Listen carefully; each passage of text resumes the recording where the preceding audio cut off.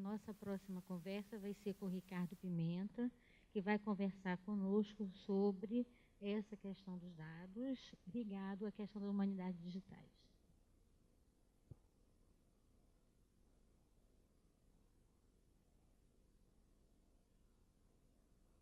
Bom dia, é um prazer estar aqui nessa Conferência Luz Brasileira sobre Acesso Aberto. É muito interessante agora falar depois da colega que fez o registro, que apresentou o trabalho também no Congresso de Humanidades Digitais, no Rio de Janeiro, e muito feliz de estar aqui, na verdade, representando um pouco do ponto de vista do IBICT e do Laboratório em Rede de Humanidades Digitais, o qual eu coordeno no IBICT no Rio de Janeiro, essa tentativa, né, esse esforço de se investir em humanidades digitais no Rio, no Brasil, melhor dizendo, e discutir acesso aberto em face das humanidades digitais. O primeiro ponto que eu queria colocar é um pouco a ideia, a perspectiva do diagnóstico sobre humanidades digitais no Brasil. Esse trabalho, que foi um trabalho escrito por 3 pesquisadoras, né, a Luana Salles, que infelizmente não pôde estar aqui hoje, Márcia Cavalcante e eu, né, fala da perspectiva de produzir uma forma, uma plataforma, um espaço de compartilhamento de dados abertos, né, para pesquisa especificamente dentro do escopo das humanidades digitais. Né. Esse diagnóstico, portanto, seria primeiro dizer que, no cenário brasileiro, humanidades digitais vem se mostrando muito associado, muito visto, muito trabalhado, melhor dizendo, pela comunidade da ciência da informação. A maior parte de grupos de pesquisa relacionados à humanidades digitais no Brasil, em sua maior parte, são de cientistas da informação. E só por isso já é premente que precisamos discutir repositórios e acesso aberto, já que os cientistas da informação no cenário brasileiro vêm se debruçando muito sobre a questão das humanidades digitais. Então, obviamente, a gente precisa pensar que na perspectiva brasileira, há um apontamento claro, né, para o desenvolvimento de recursos tecnológicos que, ora, possam propiciar um fundamento metodológico para o desenvolvimento de pesquisas diversas nas humanidades, e, ora, são eles próprios parte do que seria um olhar sobre metodologia, sobre aplicabilidade, né, de práticas e de ferramentas, obviamente, nessa perspectiva de estudos também da informação, do acesso, da circulação da informação, do seu compartilhamento.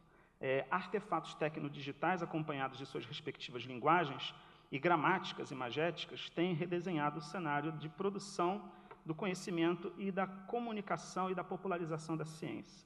Portanto, o advento das humanidades digitais no cenário brasileiro não escapa dessa condição comum de busca, obviamente, por prestígios e recursos por meio da inserção da computação e das ferramentas egressas desses meios, pelos quais se busca mais e mais concatenar o que seria o Big Data, mas também pela valorização da inflexão multidisciplinar.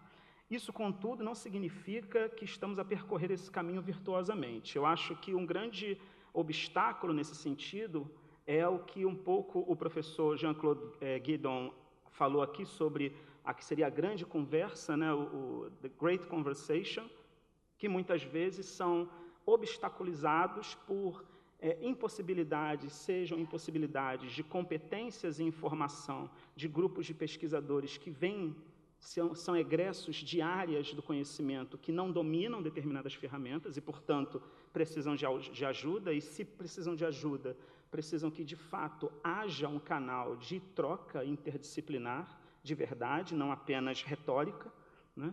Por outras, porque, efetivamente, estamos todos pisando num terreno muito recente, muito novo.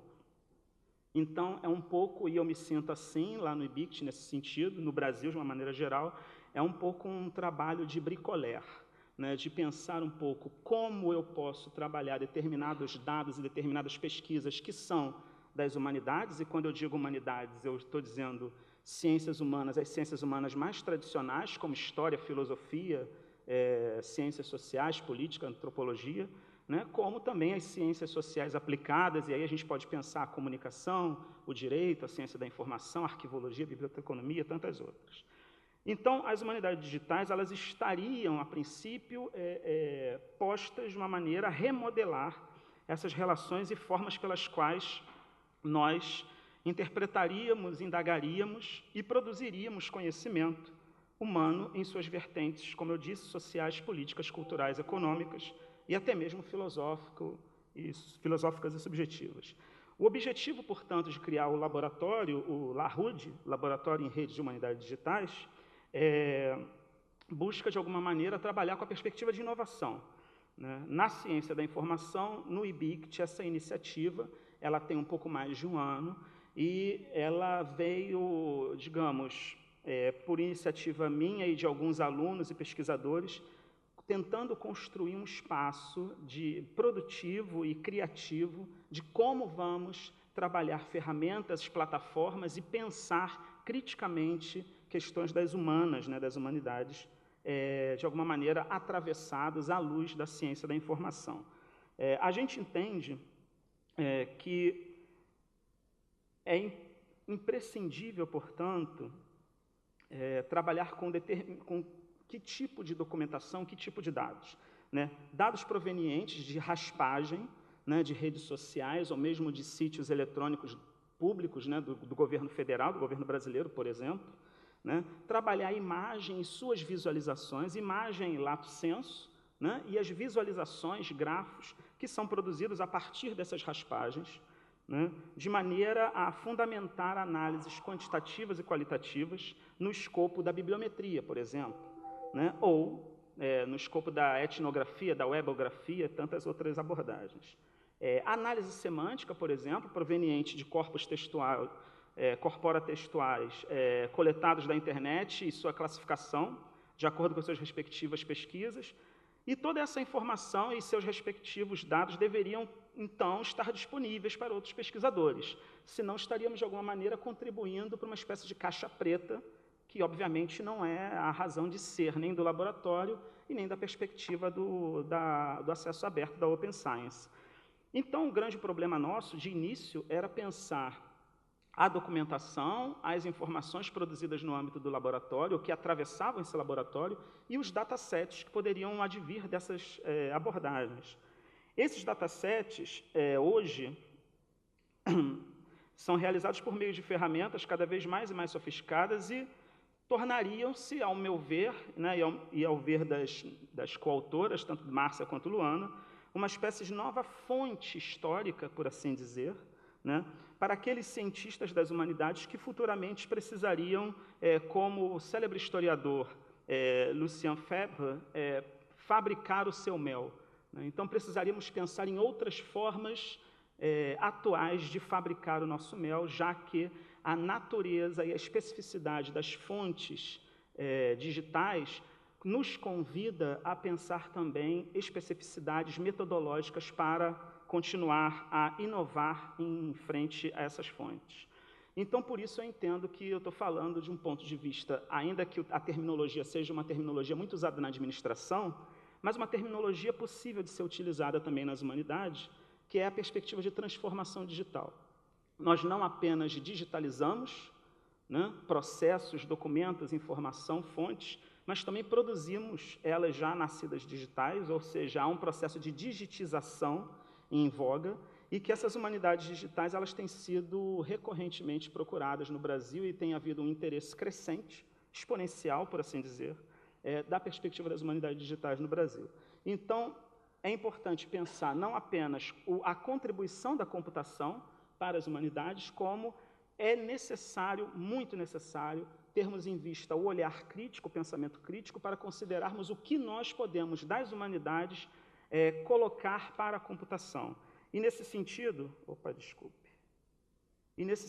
processos de classificação, indexação, recuperação da informação, metadados, documentalidade, arquivos digitais, digital libraries, acesso aberto, acesso à informação, estudos de usuário, todas essas questões são questões muito caras à ciência da informação e que, nesse sentido, contribuiriam em muito para fortalecer e enriquecer um olhar das humanidades, lato sensu, para a perspectiva da computação. As ferramentas, então, os métodos computacionais levados à pesquisa em humanidades digitais, nesse sentido, me parece, convergem para a afirmação de Lancashire e Knobel, que vão a falar sobre transformação digital, alcançada quando o desenvolvimento de formas de usos digitais permitem inovação e criatividade, estimulando mudanças significativas dentro do domínio profissional ou do conhecimento. Percebam, a apresentação que foi feita aqui anteriormente à minha mostra claramente um aspecto de inovação e criatividade, né, que visa a propagação do conhecimento e outras formas de acesso à informação. Então, nós, obviamente, estamos passando por uma situação que nos convida a pensar essa perspectiva da transformação digital.